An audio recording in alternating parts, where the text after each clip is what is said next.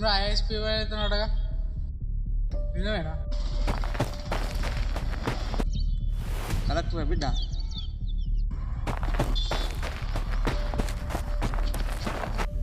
నీతో అవుతుందా?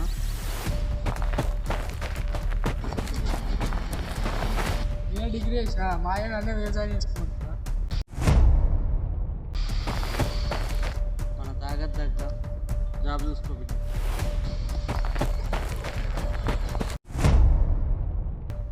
ఇప్పటికే నేను చదువు గురించి 5 లక్షలు తీసుకొచ్చిన కాదు.